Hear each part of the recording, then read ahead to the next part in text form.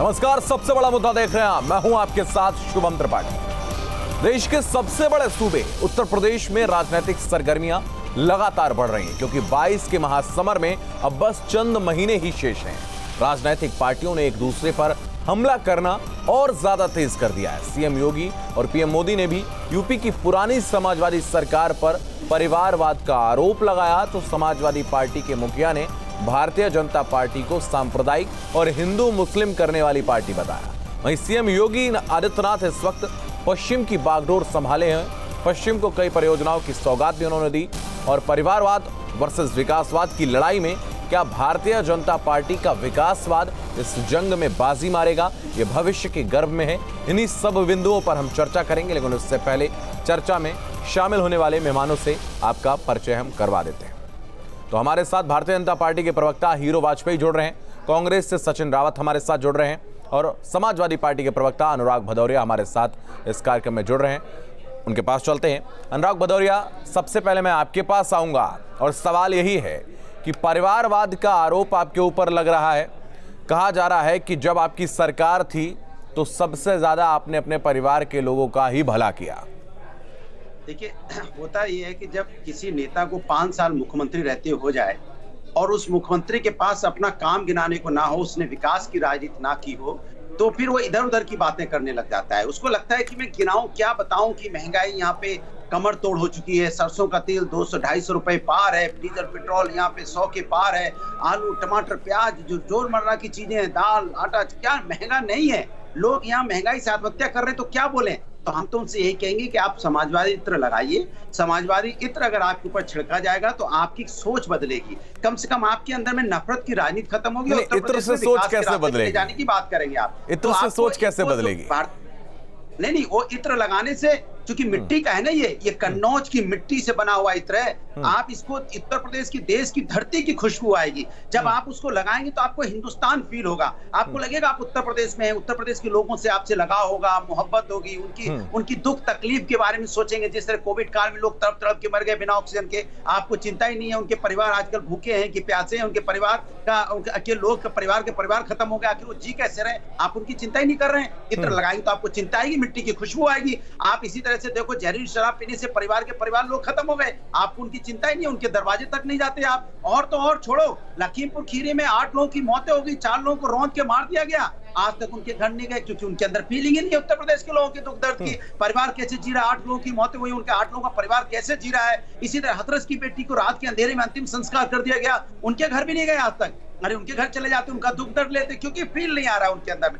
इत्र लगाएंगे तो कम से कम उत्तर प्रदेश की मिट्टी की खुशबू उनके अंदर आएगी, तो वो फील कर पाएंगे कि उत्तर प्रदेश के लोग दर्द जी रहे हैं। और हम इत्र की खुशबू तो बिल्कुल आएगी, लेकिन जिस तरीके से आपने जो बिंदु गिनाए हैं अनुराग जी, आपने जो बिंदु गिनाए हैं उनसे इतर आपके ऊपर आरोप भी परिवारवाद का जो लगता है उस पर भी प्रतिक्रिया दे दी, जो प्रश्न आपसे पूछा था। मैं तो बोल तो रहा हूँ, आदमी क्यों, मैं कह रहा हूँ ये सब क्यों नहीं बोले वो, क्योंकि उनको पास कुछ बोलने को नहीं है, तो कुछ भी बोलेंगे ना।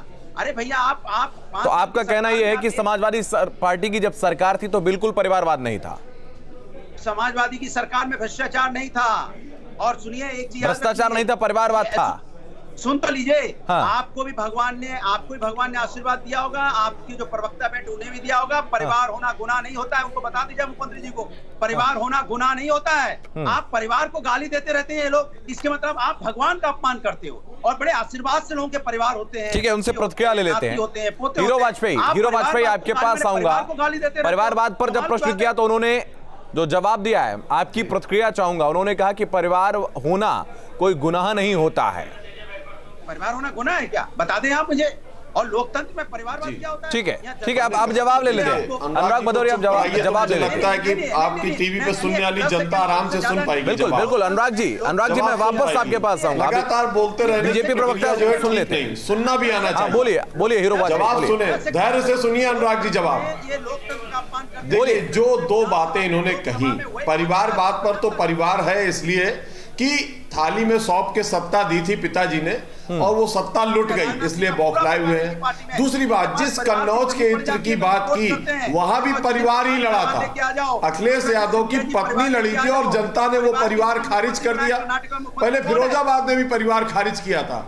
और आज परिवार की परिभाषा ये है कि सिर्फ अखिलेश जी, नहीं, आप उनकी बताओ परिवार पत्नी कौन है? और नहीं, तो ये और बताओ, सीएए कर्नाटक के में आपने विरोध मुख्यमंत्री में बनाया, वो अखिलेश परिवार की चाहते हैं पुत्रियां कि जाके आप धरने में बैठी थी। आपने अनुराग भदौरिया को वो स्थान क्यों नहीं मिला? मुख्यमंत्री क्यों नहीं बनाया, धरने में बैठ सके? क्या ये नेता नहीं पार्टी के? क्या ये पार्टी का फेस नहीं है? लेकिन परिवार हावी है। समाजवादी पार्टी आज की डेट में अखिलेश यादव, उनकी पत्नी डिंपल यादव और उनकी पुत्रियां, इसके अलावा अनुराग जी भी नेता नहीं है वहां। हमारी पार्टी में बताइए कौन ऐसा है?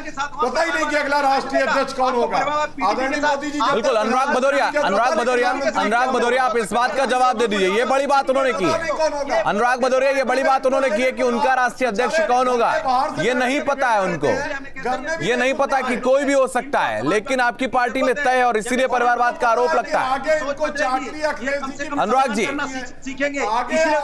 ठीक है, हीरो वाजपेयी रुक जाइए, अब रुक जाइए। ठीक है हीरो वाजपेयी जी रुक जाइए। मेरे बच्चे, इसके अलावा पार्टी ठीक है अनुराग भदौरिया ठीक है हीरो जी, मैं वापस आपके पास आऊंगा, वापस आऊंगा। कौन सा आशीर्वाद अनुराग जी कहते हैं? ठीक है अब आपका जो सवाल है वो पूछ ले रहे हैं। अनुराग जी उन्होंने कहा कि अगला राष्ट्रीय अध्यक्ष कौन होगा उनकी पार्टी में ये उनको नहीं पता है, लेकिन आपकी पार्टी में तय है कि कौन होगा और इसीलिए परिवारवाद का आरोप आपके ऊपर लगता है और आप सिर्फ इत्र से बात करते कि इत्र से ही खुशबू आएगी और सारी चीजें ठीक हो जाएंगी।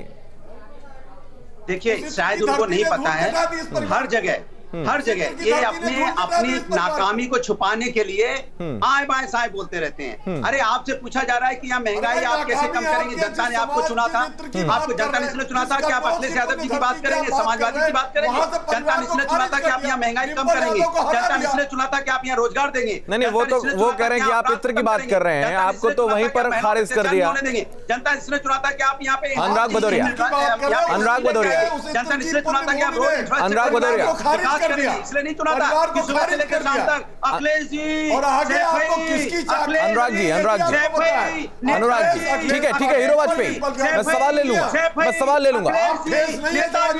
चलिए ठीक है, सचिन रावत कांग्रेस प्रवक्ता हमारे साथ लगातार जुड़े हैं। सचिन आपके पास आऊंगा।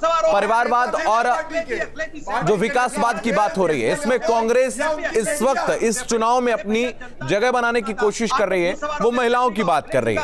40% वोट, जो 40% जो सीटें हैं वो महिलाओं को देने की बात करिए, 40% महिला प्रत्याशी बनाए जाएंगे। तो क्या आपको लगता है जो परिवारवाद और विकासवाद की बात हो रही है उसमें आपने जो नारी शक्ति की बात की है उसमें आप अग्रणी भूमिका निभा पाएंगे? क्या इतने प्रत्याशी भी आपको मिल पाएंगे?